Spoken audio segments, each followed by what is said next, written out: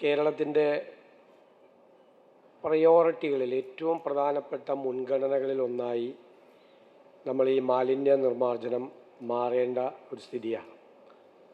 നമുക്കറിയാം നമ്മുടെ സംസ്ഥാനത്തിൻ്റെ പ്രത്യേകതകൾ. നമ്മുടെ സംസ്ഥാനത്തിൻ്റെ ജനസാന്ദ്രത മറ്റ് സംസ്ഥാനങ്ങളുമായി താരതമ്യപ്പെടുത്തുമ്പോൾ വളരെ കൂടുതലാണ്. നമുക്ക് സത്യത്തിൽ ഗ്രാമങ്ങളില്ല.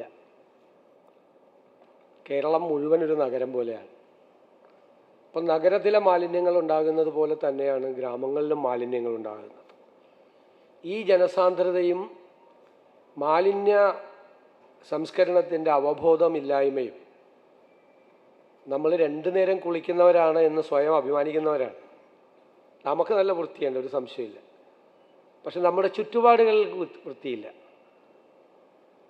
നമ്മുടെ വീടിനകത്തും വീടിന് പുറത്തും റോട്ടിലും എല്ലാ സ്ഥലത്തും നമ്മൾ മാലിന്യങ്ങളാണ്. ഇതിൽ വിദ്യാഭ്യാസമല്ല പ്രധാനപ്പെട്ട പ്രശ്നം. കാരണം ഞാൻ എപ്പോഴും തമാശയായിട്ട് പറയുന്നതാണെങ്കിൽ ഞാൻ കണ്ട ഒരു കാഴ്ചയാണ്. ഒരു കാറിൽ വരുന്നു, രണ്ടുപേരും പ്രോസസ്സാണ്, ഭാര്യയും ഭർത്താവും. ഒരു പാലത്തിൻ്റെ മീതെ വണ്ടി നിർത്തുന്നു, ഡിക്കിയിൽ നിന്ന് വേസ്റ്റ് എടുക്കുന്നു, നേരെ പുഴയിലേക്ക് എടുക്കുന്നു. ഞാൻ കണ്ട കാഴ്ചയാണ്, ഇപ്പോഴല്ല, വർഷങ്ങൾക്ക് മുമ്പ്. പിന്നെ നമ്മൾ ഒരുപാട് കാഴ്ചകൾ കാണാറുണ്ട്. വൈകുന്നേരമാവുമ്പോൾ ബൈക്ക് എടുത്ത് പോവാണ്, ഭാര്യയും ഭർത്താവും കൂടി പോവാണ്. കണ്ടു കഴിഞ്ഞാൽ നമ്മൾ തോന്നുന്നു ഈ കല്യാണത്തിൻ്റെ തലേദിവസം നമ്മൾ പ്രസൻറ്റേഷൻ കൊടുക്കാൻ പോകും, നല്ല ബോക്സൊക്കെ ആയിട്ട് ഇല്ലേ. അപ്പോൾ നമ്മളേക്ക് 2 ബോക്സ് എന്തിനാ? സാധാരണ ഒരു പ്രസൻറ്റേഷനല്ലേ കൊടുക്കുകയുള്ളൂ. പക്ഷെ ഇത് പോണ വഴിക്ക് ആളൊഴിഞ്ഞ സ്ഥലത്ത് ഒരെണ്ണം ഇടത്തോട്ടും എറിയും, ഒരെണ്ണം വലത്തോട്ടും എറിയും. ഇത് കേരളത്തിൽ സംഭവിച്ചുകൊണ്ടിരിക്കുന്ന കാര്യമാണ്. വേസ്റ്റ് എല്ലാവരും, വീട്ടിലെ വേസ്റ്റ് ആണെങ്കിലും എല്ലാവരും പുറത്താണ് നിക്ഷേപിക്കുന്നത്. നമുക്കതിൻ്റെ ഒരു മാറ്റം ഉണ്ടാകണം. തദ്ദേശ സ്വയംഭരണ സ്ഥാപനങ്ങൾക്കാണെങ്കിലും എല്ലാവർക്കും ഇതിനൊരു മാറ്റമുണ്ടാക്കി കേരളത്തിലെ ഒരു ക്ലീൻ കേരള മാക്കി നമുക്ക് ഈ നമ്മുടെ സംസ്ഥാനത്തെ നമുക്ക് മാറ്റാൻ കഴിയണം. ഒരുപാട് ശ്രമങ്ങൾ നടത്തിയിട്ടുണ്ട് കഴിഞ്ഞ കാലങ്ങളിൽ. തദ്ദേശ സ്വയംഭരണ വകുപ്പ്, പൊല്യൂഷൻ കൺട്രോൾ ബോർഡ് ഉൾപ്പെടെയുള്ള ഏജൻസികൾ, ഇപ്പോൾ ഹരിതകർമ്മസേനയൊക്കെ വന്നത് അതിൻ്റെ ഭാഗമായിട്ടാണ്. കുറേ മാറ്റങ്ങൾ ഉണ്ടായിട്ടുണ്ട്. നമ്മളൊരു മാറ്റം ഉണ്ടായിട്ടില്ല എന്ന് പറയുന്നത് ശരിയല്ല, കുറേ അധികം മാറ്റങ്ങൾ ഉണ്ടായിട്ടുണ്ട്. പക്ഷേ ഇനിയും ഇതിനകത്ത് ഒന്ന് ഇതിനകത്തൊരു വളരെ വലിയൊരു അവയർനെസ് വേണം. ഇതിൻ്റെ അപകടത്തെക്കുറിച്ചുള്ളൊരു ബോധ്യം വേണം. പിന്നെ ഇത് വേസ്റ്റ് കൊണ്ടുപോയി പൊതുസ്ഥലത്ത് നിക്ഷേപിക്കുന്നത് ഒരു തെറ്റായ കാര്യമാണെന്നും അപമാനകരമായ കാര്യമാണെന്നുമുള്ളൊരു തോന്നൽ ഉണ്ടാകണം. എല്ലാ രാജ്യങ്ങളിലും അങ്ങനെ തന്നെയാണ്. പല രാജ്യങ്ങളിലും പറഞ്ഞിരിക്കുന്നത് അവരുടെ വീടിന് മുമ്പിൽ ഉള്ള റോഡ് അവരാണ് ക്ലീൻ ചെയ്ത് വയ്ക്കേണ്ടത്. അവർക്കുള്ള ഉത്തരവാദിത്തം അതാണ്. പല നാടുകളിലും അതാണ്. നമ്മുടെ വീടിനകത്ത് മാത്രമാണ് നമ്മൾ നോക്കുന്നത്. വീടിന് പുറത്ത് ആ വഴി കംപ്ലീറ്റ് നീറ്റായിട്ട് വയ്ക്കേണ്ടത്. നമുക്ക് എത്രമാത്രം റെസിഡൻറ്റ് അസോസിയേഷനുകളുണ്ട്. ആ റെസിഡൻറ്റ് അസോസിയേഷനുകളെല്ലാം കോപ്പറേറ്റ് ചെയ്യിപ്പിച്ച് നമുക്കൊരു വലിയ ജനകീയമായ മൂവ്മെൻ്റാക്കി നമുക്കിതിനെ നടത്തി ഈ ഒരു മാറ്റം നമുക്കുണ്ടാക്കിയെടുക്കണം നമ്മുടെ കേരളത്തിൽ. പിന്നെ സാധാരണ ലോക്കൽ ബോഡികൾ പ്രയാസപ്പെടുന്നതിൻ്റെ പ്രശ്നം, ഒരുപാട് കടലാസ് കമ്പനികൾ വരികയാണ്. മാലിന്യ സംസ്കരണത്തിനായിട്ടുള്ള പുതിയ മെത്തേഡുണ്ട്, ഇത് ജർമ്മൻ ടെക്നോളജിയാണ്, ഇത് ജാപ്പനീസ് ടെക്നോളജിയാണ്, ഇത് അമേരിക്കനാണെന്നെല്ലാം പറഞ്ഞു വരികയാണ്. പലതും കടലാസ് കമ്പനികളാണ്. പല സംരംഭങ്ങളും തുടങ്ങിക്കഴിഞ്ഞാൽ ഒരു കൃത്യതയില്ല. അപ്പം ഞങ്ങൾ ആലോചിക്കുന്നത് ഗവൺമെൻറ് തന്നെ, LSD വകുപ്പുമായിട്ട് ആലോചിച്ച് ഗവൺമെൻറ് തന്നെ മുൻകൈയെടുത്ത് കേരളത്തിൽ കുറേ, ഇപ്പോൾ ഇൻഡോറിലൊക്കെയാണ് ആളുകൾ പോകുന്നത്. ഇപ്പം എൻ്റെ മണ്ഡലത്തിലെയും ആളുകൾ ഉൾപ്പെടെ കേരളത്തിലെ മുനിസിപ്പൽ ചെയർമാൻമാർ ഉൾപ്പെടെ ഇൻഡോർ സന്ദർശിക്കാൻ പോകുന്നുണ്ട്.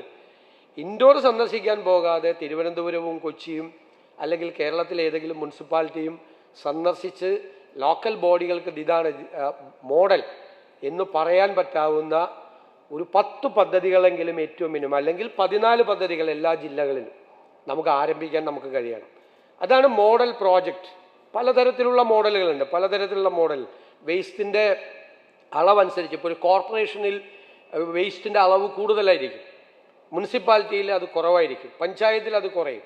അപ്പോൾ വേണമെങ്കിൽ ഒരു മുനിസിപ്പാലിറ്റിയും സമീപത്തുള്ള 4-5 പഞ്ചായത്തുകൾ കൂടി ഇൻ്റഗ്രേറ്റ് ചെയ്ത് വേസ്റ്റ് കൂടുതൽ വേണ്ടി വരും, നല്ല പ്ലാന്റൊക്കെ ഉണ്ടാക്കണമെങ്കിൽ, അതിൻ്റെ സംവിധാനങ്ങൾ വേണമെങ്കിൽ. അപ്പോൾ അത് കളക്ട് ചെയ്ത് വേസ്റ്റ് എത്രയുണ്ടാകും എന്ന് കണക്കാക്കി, എത്ര ടൺ വേസ്റ്റ് ഉണ്ടാവും എന്ന് കണക്കാക്കിയുള്ള മോഡൽ പ്രോജക്റ്റുകൾ ആദ്യം ഗവൺമെൻറ് തന്നെ മുൻകൈയെടുത്ത് കേരളത്തിലെ ലോക്കൽ ബോഡികളെ സഹായിക്കാൻ വേണ്ടിയിട്ടാണ്. അത് നിർത്തി നമ്മൾ നല്ല പ്ലാന്റുകൾ നമുക്കുണ്ടാക്കി ആർക്കും വന്ന് നീറ്റായിട്ടുള്ള. ഇപ്പോൾ ഉള്ളൊരു പ്രശ്നം എന്താ, എവിടെയെങ്കിലും ഒരു സോളിഡ് വേസ്റ്റ് മാനേജ്മെൻറ്റ് പ്ലാന്റ് തുടങ്ങി അപ്പം തന്നെ അവിടുത്തെ ജനങ്ങൾ മുഴുവൻ പ്രതിഷേധമാണ്. അവരെ കുറ്റപ്പെടുത്തിയിട്ട് കാര്യമില്ല. എന്താ കുറ്റപ്പെടുന്നത്? നമ്മൾ കൊണ്ട് വേസ്റ്റ് ഡംപ് ചെയ്യാണ്.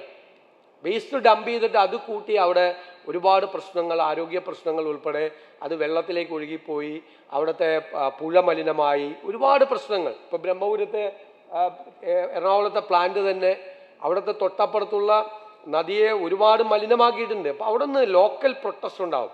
ലോക്കൽ പ്രൊട്ടസ്റ്റ് ഉണ്ടാകാതെ ചെയ്യണമെങ്കിൽ നമ്മൾ ഈ വേസ്റ്റ് കൊണ്ടുപോയി ഡംപ് ചെയ്യുന്നതിനും ഒരു സംവിധാനം വേണം. ആളുകൾക്കൊരിക്കലും തൊട്ടടുത്ത് താമസിക്കുന്ന ഒരാൾക്ക് പോലും പ്രയാസമില്ലാത്ത തരത്തിൽ ലോകത്തിൽ എത്രയോ മോഡലുകളുണ്ട്. ഇപ്പോൾ ഗൾഫ് രാജ്യങ്ങളിൽ നമ്മൾ പോകുമ്പോൾ, യൂറോപ്പിലൊക്കെ പോകുമ്പോൾ എത്രയോ മോഡലുകളുണ്ട്. അറിയ പോലും ഇല്ല തൊട്ടപ്പുറത്ത് പ്രവർത്തിക്കുന്നത് ഒരു വേസ്റ്റ് മാനേജ്മെൻറ്റ് പ്ലാന്റ് ആണ് എന്ന് തൊട്ടടുത്ത് താമസിക്കുന്നവർക്ക് പോലും മനസ്സിലാകാതെ, ഒരു സ്മെല്ലില്ലാതെ, ഒരു വേസ്റ്റ് അവിടെ ഇല്ലാതെ വളരെ ഭംഗിയായിട്ട് വളരെ മോഡേൺ ആയിട്ടുള്ള പ്ലാന്റുകൾ നമുക്കുണ്ടാക്കി നമുക്ക് അതിനെ ഇപ്പോൾ വേർതിരിക്കാനുള്ള സംവിധാനങ്ങളൊക്കെ ഉണ്ട്. ഉറവിടങ്ങളിലെ തന്നെ മാലിന്യങ്ങൾ സെപ്പറേറ്റ് ആക്കാനുള്ള കാര്യങ്ങളൊക്കെ ഉണ്ട്. കുറേയൊക്കെ വ്യത്യാസം വന്നിട്ടുണ്ട് ഞാൻ നേരത്തെ പറഞ്ഞതുപോലെ. പക്ഷെ കുറേ കൂടി ഫലപ്രദമായ രീതിയിൽ, അത് ഇഫക്റ്റീവായ രീതിയിൽ അത് ചെയ്യുകയും അതിൻ്റെ കളക്ഷൻ ഏറ്റവും ഭംഗിയായി ആർക്കും ബുദ്ധിമുട്ടില്ലാത്ത രീതിയിൽ, അത് 3 പ്രോസസ്സാണ്. ഒന്ന്, ഉറവിടങ്ങളിലെ മാലിന്യങ്ങൾ സെപ്പറേറ്റ് ചെയ്ത് വയ്ക്കുക. രണ്ടാമത് ഇത് കളക്ട് ചെയ്യുക. കളക്ട് ചെയ്തുകൊണ്ടുള്ള ഒരു പൊതു മാലിന്യ സംസ്കരണ സംവിധാനം ഉണ്ടാക്കുക. ഈ 3 കാര്യങ്ങൾ ചെയ്യുമ്പോഴും അത് വളരെ നീറ്റായി നമ്മൾ ചെയ്യുക. ഇല്ലെങ്കിൽ നമുക്കറിയാം, ഗോഡ്സ് ഓൺ കൺട്രി എന്നാണ് നമ്മൾ പറയുന്നത്. നമുക്ക് ഏറ്റവും സങ്കടവും നമ്മൾ അപമാനിതരാകുന്നത് എപ്പോഴാണ്? ഈ വിദേശത്ത് നിന്ന് വന്ന ആളുകൾ നമ്മുടെ പ്രധാനപ്പെട്ട ബീച്ചിലും പ്രധാനപ്പെട്ട ഈ ടൂറിസം ഡെസ്റ്റിനേഷൻ പോയിന്റുകളിലും പോയി അവിടെയുള്ള വേസ്റ്റ് അവർ ഫോട്ടോ എടുത്തിട്ട് അവർ സോഷ്യൽ മീഡിയയിലൊക്കെ പോസ്റ്റ് ചെയ്യുമ്പോഴാണ് കേരളം വളരെ അപമാനിതരാകുന്നത്. അത് നല്ല അടിക്കുറിപ്പൊക്കെ എഴുതാറുണ്ട്. ഗോഡ്സ് ഓൺ കൺട്രി ആണോ വേസ്റ്റ് ഓൺ കൺട്രി ആണോ എന്നൊക്കെ ചോദിച്ച് അവർ പല അടിക്കുറിപ്പുകൾ ഇടാറുണ്ട്. ഈ ഡൊമസ്റ്റിക് ആയിട്ട് വരുന്ന ആളുകൾ ഇടാറുണ്ട്, നമ്മുടെ കേരളത്തിന് പുറത്തുനിന്ന് വരുന്ന ടൂറിസ്റ്റുകളൊക്കെ ഇടാറുണ്ട്. അപ്പോൾ ഇപ്പോൾ ഞങ്ങൾ ഗ്രീൻ മാർഷൽ പദ്ധതി പ്രഖ്യാപിച്ചിട്ടുണ്ട്. ടൂറിസം ഡെസ്റ്റിനേഷൻ പോയിന്റുകളിൽ ഗ്രീൻ മാർഷൽസിനെ ഏർപ്പെടുത്തി ഈ 24/7 അവിടെ ഏറ്റവും നീറ്റായിരിക്കണം എന്ന് ഉറപ്പുവരുത്താൻ വേണ്ടിയിട്ടുള്ളൊരു സംവിധാനം ടൂറിസം വകുപ്പ് ബജറ്റിലൂടെ പ്രഖ്യാപിച്ചിട്ടുണ്ട്. അപ്പോൾ എല്ലാ വകുപ്പുകളും കൂടി സംയോജിപ്പിച്ചുകൊണ്ട് ചെയ്യണം. ഇപ്പോൾ 2026 ഖരമാലിന്യ ചട്ടം എന്ന് പറയുന്നത് അത് വളരെ സ്ട്രിക്റ്റായി നടപ്പാക്കണം എന്ന് സുപ്രീം കോടതി കൂടി ആവശ്യപ്പെട്ടിട്ടുള്ള ഒരു സാഹചര്യത്തിൽ ഫലപ്രദമായ ഒരു ഉറവിടം മുതൽ സംസ്കരണം വരെയുള്ള ഫലപ്രദമായ ഒരു ചെയിൻ, ഒരു സോളിഡ് വേസ്റ്റ് മാനേജ്മെൻറ്റ് പ്ലാൻ കേരളത്തിന് ഉണ്ടാകും എന്ന് ഞാൻ നിങ്ങൾക്ക് ഉറപ്പ് തരുന്നു. അത് കേരളത്തിലെ ഗവൺമെൻറ്റിൻ്റെ പ്രയോറിറ്റി മുൻഗണനകളിൽ ആദ്യത്തെ 2-3 മുൻഗണനകളിൽ തന്നെ വേസ്റ്റ് മാനേജ്മെൻറ്റ് ഉണ്ടാകും. നമ്മൾ ഓരോ കുട്ടിയെയും, എൻ്റെ നിയോജക മണ്ഡലത്തിലെ തന്നെ ഒരു കുട്ടിയും പിതാവും തമ്മിൽ ഒരു വോളിബോൾ ടൂർണമെൻറ്റ് കണ്ടുകൊണ്ടിരിക്കുന്ന സമയത്താണ് ഒരു പട്ടി വന്ന് കൊച്ചിൻ്റെ ചെവി കടിച്ചു കൊണ്ടുപോയി. ആലോചിച്ച് നോക്കിയേ, നമ്മൾ എന്താണ് അവരോടൊക്കെ നമ്മൾ ഞാൻ നിസ്സഹായനായി നിന്നു അവിടെ പോയി.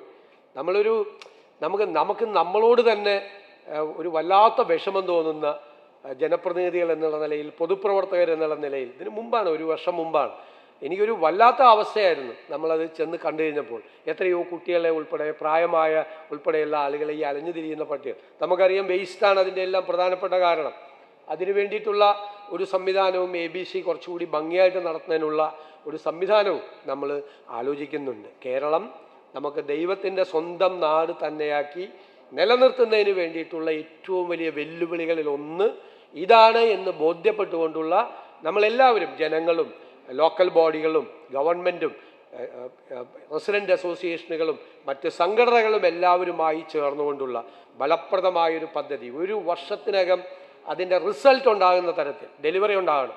റിസൾട്ട് ഓറിയൻറ്റഡ് ആയിട്ടുള്ള പ്രവർത്തനം കാഴ്ചവെക്കണം. അതിന് പൊല്യൂഷൻ കൺട്രോൾ ബോർഡിന് ഒരുപാട് സംഭാവനകൾ ചെയ്യാനുണ്ട്. അവരതിൻ്റെ ഭാഗമായിട്ടാണ് 3 ആസ്ഥാനങ്ങളിലായിട്ട് ഇങ്ങനെയുള്ള ശില്പശാലകൾ സംഘടിപ്പിച്ച് ഇതിൻ്റെ ഒരു പ്രചരണം, ഇത് വളരെ സ്ട്രിക്റ്റായി നടപ്പാക്കേണ്ട കാര്യത്തെക്കുറിച്ച് സംസാരിക്കുന്നത്. അതിന് തയ്യാറായ പൊല്യൂഷൻ കൺട്രോൾ ബോർഡിനെയും LSCD വകുപ്പിനെയും ഞാൻ പ്രത്യേകമായി അഭിനന്ദിച്ചുകൊണ്ട് ഈ ശില്പശാലയുടെ സംസ്ഥാനതല ഉദ്ഘാടനം നിർവഹിച്ചതായി അറിയിക്കുന്നു. നന്ദി. സുസ്ഥിര മാലിന്യ പരിപാലനത്തിനായി നമ്മുടെ നാട്ടിൽ നിരന്തരമായ പ്രവർത്തനങ്ങൾ, ബോധന ക്ലാസ്സുകൾ ഒക്കെ നടക്കാറുണ്ട്. പക്ഷെ അപ്പോഴും നമ്മളുടെ മുമ്പിൽ വലിയ പ്രശ്നങ്ങൾ ഇപ്പോഴും ബാക്കി നിൽക്കുകയും ചെയ്യുന്നു. കേരളം ഒരു ഉപഭോക്തൃ സമൂഹം എന്നുള്ള നിലക്ക് ഈ മാലിന്യ പ്രശ്നങ്ങൾ അതുകൊണ്ടുകൂടിയും വളരെ വലിയ വിഷയമായിട്ട് നമ്മളുടെ മുമ്പിൽ നിൽക്കുന്നുണ്ട്. ദൈനംദിനം വ്യത്യസ്തമായ വെല്ലുവിളികളാണ് ഈ മാലിന്യ സംസ്കരണ രംഗത്ത് നമ്മൾ അഭിമുഖീകരിക്കുന്നത്. ഞാൻ പലപ്പോഴും പറയാറുണ്ട്, നമ്മളൊരു ഈ ഉപഭോക്തൃ സമൂഹത്തിൻ്റെ ഭാഗമായിട്ട് നമ്മളൊരു സ്വിഗ്ഗി ഓർഡർ ചെയ്തിട്ട്, ഒരു ഭക്ഷണം ഓർഡർ ചെയ്തിട്ട് നമ്മളുടെ ടേബിളിലെത്തിയാൽ അവിടെ ഭക്ഷണം കഴിച്ചു കഴിഞ്ഞ് ഭക്ഷണത്തിൻ്റെ വേസ്റ്റ് മാത്രമല്ല, അവിടെ കൊണ്ടുവരുന്ന പ്ലേറ്റ് ആവട്ടെ, പേപ്പർ ആവട്ടെ, സ്പൂണാവട്ടെ, അങ്ങനെ തുടങ്ങിയിട്ട് വലിയ ഒരു വേസ്റ്റ് നിക്ഷേപം നമ്മൾ ദൈനംദിനം നമ്മളുടെ ടേബിളുകളിലും ഓഫീസുകളിലും നമ്മളുടെ വീടുകളിലും ഒക്കെ ഉണ്ടാക്കിക്കൊണ്ടിരിക്കുകയാണ്. ഇത് എത്ര ഗുരുതരമായിട്ടാണ് നമ്മളെ ബാധിക്കുന്നത് എന്ന് പറയാതെ തന്നെ നമുക്ക് എല്ലാവർക്കും അറിയാം. ഏതെങ്കിലും ഒരു പ്രദേശത്തെ ബാധിക്കുന്ന ഒരു ചെറിയ വിഷയമായിട്ടും അല്ല അത്. ഇപ്പോൾ ഈ അവസാനമായി ദുബായിലാണ് അന്താരാഷ്ട്ര പരിസ്ഥിതി സമ്മേളനം നടന്നത്. ആ UAE സമ്മേളനത്തിൻ്റെ കൺക്ലൂഷൻ എങ്ങനെയായിരുന്നു? ലോകത്ത് നമ്മൾ ഒരു 2035 ആകുമ്പോഴേക്കും ഏറ്റവും വലിയ വില കൂടിയ സ്വത്തായി കാർബൺ മാറുകയാണ്. കാർബൺ പ്രൊഡക്ഷന് ലോകത്ത് വലിയ സംഭാവന സമർപ്പിക്കാൻ കഴിയുന്ന ഒരു നാടാണ് നമ്മളുടെ കേരളം എന്ന് പറയുന്നത്. അത്രമാത്രം പാരിസ്ഥിതിക സൗഹൃദത്തിൽ നിൽക്കുന്ന നാടാണ്. പക്ഷെ അതിനെ അപകടപ്പെടുത്താൻ കഴിയുന്ന വിധത്തിൽ ഇപ്പോൾ ഒരു ഗ്ലോബൽ വില്ലേജ് എന്നുള്ള നിലക്ക് വെസ്റ്റേൺ ഗഡൊന്നും നമ്മളുടെ മാത്രമല്ല. നമ്മളിങ്ങനെ കണ്ടുകൊണ്ടിരിക്കുന്നത് നമ്മുടെ രാജ്യത്തിൻ്റെത്, സ്റ്റേറ്റിൻ്റെത് എന്നല്ല. ലോകത്തിനതൊരു കൺസേൺ ഉണ്ട്. നമ്മുടെ നാട്ടിലെ പാരിസ്ഥിതിക പ്രശ്നം ലോകത്തിൻ്റെ കൂടി കൺസേൺ ആണ്. ആ അർത്ഥത്തിൽ അവർ പറയുന്ന ഒരു കാര്യം, ഈ വേസ്റ്റ് വർദ്ധിക്കുന്നത്, മാലിന്യങ്ങൾ വർദ്ധിക്കുന്നത് കാർബൺ പ്രൊഡക്ഷന് മാത്രമല്ല. ഇപ്പോൾ ഡൽഹി നമ്മളുടെ മുമ്പിലുള്ള ഏറ്റവും വലിയ ഉദാഹരണമാണ്. വലിയ ജാഗ്രതയുണ്ട്, രാജ്യത്തിൻ്റെ തലസ്ഥാനമാണ്. പക്ഷെ എത്രമാത്രം വലിയ വായുമലിനീകരണം അവിടെ നടക്കുന്നു എന്നത് നമ്മൾ കണ്ടുകൊണ്ടിരിക്കുകയാണ്. ഈ മലിനീകരണം വരുന്നതിന് ഒരു ഗൗരവപ്പെട്ട ഒരു പ്രശ്നം ഈ ഖരമാലിന്യങ്ങളുടെ ബൈ പ്രോഡക്റ്റായിട്ടാണ് ഈ ദ്രവമാലിന്യങ്ങളും വരുന്നത്. അപ്പം ഞാനിങ്ങനെ ഈ ഉത്തരവാദിത്തം ഏറ്റെടുക്കുന്നതിന് മുമ്പേ പലപ്പോഴായിട്ട് പറഞ്ഞാണ്, കോഴിക്കോട് നഗരത്തിൽ ഞങ്ങൾ ശ്രദ്ധിച്ച ഒരു കാര്യമുണ്ട്. ഒരു പാരിസ്ഥിതിക സൗഹൃദത്തിൻ്റെ അല്ലെങ്കിൽ അതിൻ്റെ താല്പര്യത്തിൻ്റെ ഒക്കെ ഭാഗമായിട്ട് വൈകുന്നേരം ഞാൻ തിരുവനന്തപുരം മേയറോട് അതിനെക്കുറിച്ച് ഒരിക്കൽ പറഞ്ഞിട്ടുണ്ടായിരുന്നു. കോഴിക്കോട് നഗരത്തിൽ മാത്രം വൈകുന്നേരം ഒരു 7 മണിയാകുമ്പോഴേക്ക് ഒരു 100-100ഓളം വരുന്ന ടാങ്കർ ലോറികൾ പ്രത്യക്ഷപ്പെടും. അവർ ഹോട്ടലുകളിൽ നിന്ന്, ഹോസ്പിറ്റലുകളിൽ നിന്ന്, അങ്ങനെ തുടങ്ങിയിട്ടുള്ള എല്ലാ ഇടങ്ങളിൽ നിന്നും ഈ മലിനജലം ശേഖരിക്കുകയാണ്. അവരിതെവിടെ കൊണ്ടുപോയി ഡിസ്പോസ് ചെയ്യുന്നുവെന്ന് ഇപ്പോഴും വ്യക്തമല്ല. നമ്മൾ പ്ലാസ്റ്റിക്, കരമാലിന്യങ്ങളൊക്കെ കൊണ്ടുപോയിട്ടിട്ടാൽ നമുക്ക് കാണാൻ പറ്റും. ഇത് ഭൂമി സക്കിയും അല്ലെങ്കിൽ പുഴയിലേക്ക് പോകും, കടലിലേക്ക് പോകും. ഒരു വാട്ടർ ബോംബ് പോലെ നഗരങ്ങളിൽ ഇതുണ്ട്. വ്യാപകമായ സാംക്രമിക രോഗങ്ങളെക്കുറിച്ച് നമ്മൾ സംസാരിക്കുന്നുണ്ട്. പക്ഷെ അതിലേറ്റവും പ്രധാനപ്പെട്ട ഒന്നായിട്ട് ഈ വേസ്റ്റ് വാട്ടർ വന്നുകൊണ്ടിരിക്കുകയാണ്. ദൈനംദിനം ഇങ്ങനെ ഇത്തരത്തിലുള്ള നിരപ്പോൾ വീടുകളിൽ നിങ്ങൾ ഹരിതകർമ്മസേനയുണ്ട്. നമ്മളുടെ ഏറ്റവും സമരസജ്ജരായി നിൽക്കുന്ന ഒരു വലിയ പട LSGD ഡിപ്പാർട്ട്മെൻറ്റിന് കീഴിലുണ്ട്. അവർ വലിയ സ്തുത്യർഹമായ സേവനങ്ങൾ തുച്ഛമായ തരത്തിൽ ചെയ്യുന്ന, ചെറിയ വേതനത്തിന് വേണ്ടി ചെയ്യുന്ന ഒരു വലിയ സേനാ സംഘങ്ങളാണ് അവർ. ഹരിതകർമ്മസേന തന്നെയാണ് നമ്മുടെ നാടിൻ്റെ ഒരു പ്രൊട്ടക്ഷനുള്ള ആൾ. പക്ഷേ വീടുകളിൽ നിന്നുള്ള മാലിന്യങ്ങൾ മാത്രമാണ് നമ്മളുടെ മുമ്പിൽ ഒരു ത്രട്ട്. അതെത്ര ശതമാനമുണ്ട് നിങ്ങൾ ആലോചിച്ച് നോക്കിയിട്ടുണ്ടോ? നമ്മളുടെ വ്യാപാരികൾ, നമ്മുടെ വ്യവസായികൾ, നമ്മളുടെ നഗരങ്ങൾ, അവിടെ നിന്ന് പുറത്തു വരുന്ന ഓരോ ദിനവും വരുന്ന വേസ്റ്റുകൾ എത്ര വലുതാണ്. അതിലെ സ്പെഷ്യലൈസേഷൻ നിങ്ങളൊന്ന് സ്പെഷ്യലൈസ്ഡ് വേസ്റ്റുകൾ എത്ര. ഇപ്പോൾ നാഷണൽ ഗ്രീൻ ട്രിബ്യൂണൽ കേരളത്തോട് പറഞ്ഞിരിക്കുന്ന ഒരു കാര്യം, നിങ്ങൾ എങ്ങനെയാണ് ഹെയർ വേസ്റ്റ് മാനേജ് ചെയ്യാൻ പോണതെന്നാണ് ചോദ്യം. നാഷണൽ ഗ്രീൻ ട്രിബ്യൂണലിൻ്റെ NGTയുടെ കേരളത്തിനോടുള്ള ചോദ്യം അതാണ്, നിങ്ങളിത് എങ്ങനെയാണ്. ടെക്സ്റ്റൈൽസിൽ നിന്ന് വരുന്ന വേസ്റ്റുകളെ കുറിച്ച് നമ്മൾ ആലോചിച്ചിട്ടുണ്ടോ? ഇപ്പോൾ ഫർണിച്ചർ കട നിങ്ങൾ നഗരങ്ങളിൽ കാണാം. ഫർണിച്ചർ കടകൾ കാണുമ്പോൾ നമ്മൾ ആരെങ്കിലും ആലോചിക്കുമോ അതിൽ വേസ്റ്റ് ഉണ്ടെന്ന്? അതിൻ്റെ ബാക്കിലേക്ക് പോയി നോക്ക് നിങ്ങൾ. ഒരു സോഫ ഉണ്ടാക്കുമ്പോൾ കട്ട് ചെയ്തിടുന്ന വേസ്റ്റ് എത്രയാണ്? ഒരു തുണി മുറിച്ച് കൊടുക്കുമ്പോൾ കട്ട് ചെയ്തിരുന്ന വേസ്റ്റ് എത്രയാണ്? ഓരോ മേഖലകളിലും വരുന്ന വ്യത്യസ്തമായ ഒരു കാറിൻ്റെ ആൾട്രേഷൻ നടക്കുന്ന ഒരു സ്ഥലത്ത് വരുന്ന വേസ്റ്റുകൾ എത്രയുണ്ട്? നമ്മൾ ആലോചിച്ച് നോക്കിയിട്ടുണ്ടോ? നമ്മൾ പുറത്തുനിന്ന് കാണുമ്പോൾ അത് അങ്ങനെ ആലോചിക്കുക പോലും ഇല്ല. വ്യത്യസ്തമായ മേഖലകളിൽ വരുന്ന വേസ്റ്റുകൾ നിരന്തരമായി കരമാലിന്യം നമ്മളെ ഇങ്ങനെ വേട്ടയാടിക്കൊണ്ടിരിക്കുകയാണ്. അപ്പോൾ നമ്മളിപ്പോൾ NGT ഇപ്പോൾ പിഴ ചുമത്തുന്നതിനെ കുറിച്ച് ഇതിനകത്ത് പറയുന്നുണ്ട്, പിഴ ചുമത്താൻ പോവാണ്. പക്ഷെ നമ്മളുടെ മുകളിൽ വേറൊരു പിഴ വരാനിരിക്കുന്നുണ്ട്, ഒരു ഡെമോക്ലിസിൻ്റെ വാള് പോലെ. NGTയുടെ നാഷണൽ ഗ്രീൻ ട്രിബ്യൂണലിൻ്റെ പിഴ കേരളത്തിൻ്റെ മുകളിൽ ഇങ്ങനെ തൂങ്ങിക്കിടക്കുകയാണ്. അത് ചെറിയ പിഴയല്ല, വാർണിംഗ് ആണ്. സൂക്ഷിച്ചിട്ടില്ലെങ്കിൽ അപകടകരമായ വിധത്തിൽ NGTയുടെ പിഴ കേരളത്തിന് വരാനിരിക്കുകയാണ്. അത് കോടികളുടെ, അത് പിഴ വരുന്നതല്ല പ്രശ്നം. അതുകൊണ്ട് തന്നെ ബഹുമാനപ്പെട്ട മുഖ്യമന്ത്രിയായിട്ട് ഇത്തരത്തിലുള്ള ഒരുപാട് വെല്ലുവിളികളുടെ പശ്ചാത്തലത്തിൽ തദ്ദേശ സ്വയംഭരണ വകുപ്പുമായി ബന്ധപ്പെട്ട് പുതിയ ഗവൺമെൻറ് വന്നപ്പോൾ മുഖ്യമന്ത്രിയോട് ഞങ്ങൾ സംസാരിക്കുകയും അദ്ദേഹമായി ഡിസ്കസ് ചെയ്തുകൊണ്ടിരിക്കുന്ന ഒരു കാര്യമുണ്ട്. എന്തെന്ന് വെച്ചാൽ ഈ LSD ഡിപ്പാർട്ട്മെൻറ്റിൻ്റെ കീഴിൽ തന്നെ നിരവധി ഏജൻസികളുണ്ട്. ഒരു 6-7 ഏജൻസികൾ നമുക്കുണ്ട്, വ്യത്യസ്തമായ ഏജൻസികൾ. ശുചിത്വ മിഷനുണ്ട്, KSWP ഉണ്ട്, അതുപോലെ തന്നെ ഇമ്പാക്ട് കേരളയുണ്ട്, Amrut mission, campaign secretary, clean Kerala, Haritha Kerala mission, അങ്ങനെ തുടങ്ങിയിട്ട് എല്ലാവരും ഉണ്ട്. ഇതിനെ ഒരു കേന്ദ്രീകൃതമായ ഒരു വേസ്റ്റ് മാനേജ്മെൻറ്റ് അതോറിറ്റി എന്ന നിലക്ക് ഒരു കൊടക്കീഴിൽ കൊണ്ടുവരുന്നതിനെക്കുറിച്ച്, അതിൻ്റെ പ്രവർത്തനങ്ങളെ ഏകോപിപ്പിക്കുന്നതിനെക്കുറിച്ച് തീർച്ചയായും ഈ ഗവൺമെൻറ് ആലോചിക്കുന്നുണ്ട്. അതൊരു സൊല്യൂഷനായിട്ടാണ് നമ്മൾ അതിനെ കാണുന്നത്. അല്ലെങ്കിൽ ഇത് പരിഹരിച്ചു പോകാൻ കഴിയുമെന്ന് ബഹുമാനപ്പെട്ട മുഖ്യമന്ത്രിയുടെ സാന്നിധ്യത്തിൽ തന്നെ ഞാനത് പറയുകയാണ്. അതുകൊണ്ട് ഈ ഉദ്യമങ്ങളിൽ എല്ലാവരും ചേർന്നാണ് നമുക്ക് മുന്നോട്ട് പോകേണ്ടത്. ഞാൻ ദീർഘമായി സംസാരിക്കുന്നില്ല. ബഹുമാന്യനായ മുഖ്യമന്ത്രി, നേരത്തെ തന്നെ ഞങ്ങളൊക്കെ നിയമസഭയിൽ ഒരുമിച്ചിരിക്കുന്ന സമയത്തൊക്കെ തന്നെ ഇത്തരത്തിലുള്ള കാര്യങ്ങൾ, പ്രത്യേകിച്ച് ഈ കേരളത്തിൻ്റെ ഈ എന്താണ് നമ്മളുടെ പാരിസ്ഥിതിയെക്കുറിച്ച്, നമ്മളുടെ ചുറ്റുപാടുകളെക്കുറിച്ച്, മലയാളിയുടെ ഒരു ഹരിത നിർഭരമായിട്ടുള്ള ഒരു പ്രയാണത്തെക്കുറിച്ചൊക്കെ നിരന്തരം ചർച്ച ചെയ്യുന്ന ആളുകൾ എന്നുള്ള നിലക്ക് ഞങ്ങൾക്കതിൽ അദ്ദേഹത്തിന് ഈ വിഷയത്തിലുള്ള അവഗാഹം എനിക്ക് നന്നായിട്ട് അറിയാം, കാഴ്ചപ്പാടുകളും നന്നായിട്ട് അറിയാം.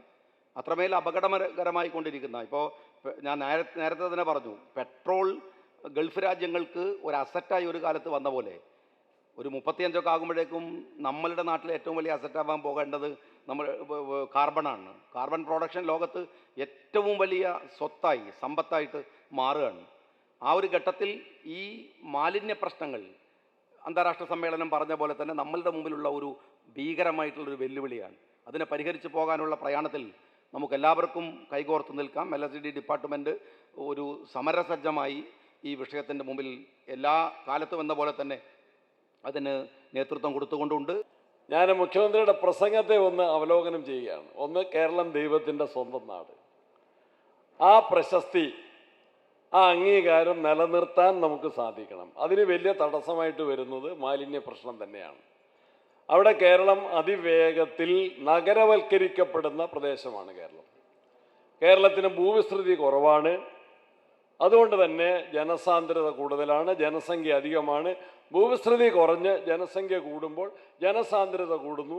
എല്ലാം ഒരു പട്ടണത്തിൻ്റെ മോഡലിലായി. അതുകൊണ്ട് ആളുകളുടെ കയ്യിലുള്ള, വീടുകളുടെ കയ്യിലുള്ള സ്ഥലവിസ്തൃതി കുറയുന്നു. അതുകൊണ്ട് ഉറവിട മാലിന്യ നിർമ്മാർജ്ജനം അത് സാധിക്കാതെ വരുന്നു. അതാണ് ഒരു വിഷയം. അതുകൊണ്ട് തദ്ദേശ സ്വയംഭരണ സ്ഥാപനങ്ങൾ, പ്രത്യേകിച്ച് ടൗൺഷിപ്പിലേക്ക് വരുമ്പം കോർപ്പറേഷൻ അത് കൂടുതലായിട്ട് വരും, മുനിസിപ്പാലിറ്റികൾക്കും ഇപ്പോൾ ഗ്രാമപഞ്ചായത്തുകൾക്കും അത് വലിയ ഉത്തരവാദിത്തമാണ്. ആ ഉത്തരവാദിത്തം നന്നായിട്ട് നിർവഹിക്കാൻ നമ്മളെല്ലാ പരിശ്രമങ്ങളും നടത്തുന്നുണ്ട്. അതിൽ ഒന്നാമത്തെ കാര്യം ബോധവൽക്കരണമാണ്. ആ ബോധവൽക്കരണം കേരളത്തിൽ ഒരുപാട് നടന്നിട്ടുണ്ട്. എന്നാൽ ബോധവൽക്കരണം മാത്രം പോരാ. അക്കാര്യത്തിൽ നിയമത്തിൻ്റെതായ നടപടികളും ആവശ്യമുണ്ട് എന്ന് സുപ്രീം കോടതി പറഞ്ഞിരിക്കുന്നു. അതിനാണ് സോളിഡ് വേസ്റ്റ് മാനേജ്മെൻറ്റ് റൂൾസ് 2026 2026 ഈ ശാസ്ത്രീയവും പരിസ്ഥിതി സൗഹൃദമായ കരമാലിന്യ പരിപാലന നിയമം. ആ നിയമത്തെക്കുറിച്ചുള്ള ബോധ്യം അതെല്ലാവർക്കും വേണം. അവരെ, ജനങ്ങളെ ബോധ്യപ്പെടുത്താൻ, ജനപ്രതിനിധികളെ ബോധ്യപ്പെടുത്താൻ, ഇത് നടപ്പിലാക്കുന്ന ഇംപ്ലിമെൻറ്റിംഗ് ഏജൻസീസ്, ഉദ്യോഗസ്ഥരെ ബോധ്യപ്പെടുത്തുന്നതിന് വേണ്ടി പോകുന്ന ആളുകൾക്കുള്ളൊരു ട്രെയിനിങ് ആണിത്. അപ്പോൾ ഞാൻ എന്ത് സംസാരിക്കണമെന്ന് ഞാൻ ആലോചിച്ചപ്പോൾ എനിക്ക് തോന്നിയത്, നിയമം പഠിക്കാൻ പോകുന്നവരാദ്യം പഠിക്കുന്ന ഒരു കാര്യം, നിയമത്തെക്കുറിച്ചുള്ള അജ്ഞത നിയമലംഘനത്തിനുള്ള ഒരു മറുപടിയല്ല, ന്യായീകരണമല്ല. ആദ്യമേ തന്നെ നിയമ വിദ്യാർത്ഥികൾ പഠിക്കുന്ന ഒരു കാര്യമാണ്, ഇഗ്നറൻഷ്യ ജൂറിത്ത് നോൺ എക്സ്ക്യൂസ. Ignorance of law is not an excuse. Ignorance of law is not an excuse. നിയമത്തെക്കുറിച്ചുള്ള അജ്ഞത നിയമലംഘനത്തിനുള്ളൊരു മറുപടിയല്ല എന്ന ആളുകളെ മനസ്സിലാക്കി കൊടുക്കാൻ നമുക്ക് സാധിക്കണം. നന്നായി ഇതിൻ്റെ കാര്യങ്ങൾ വിശദീകരിക്കണം.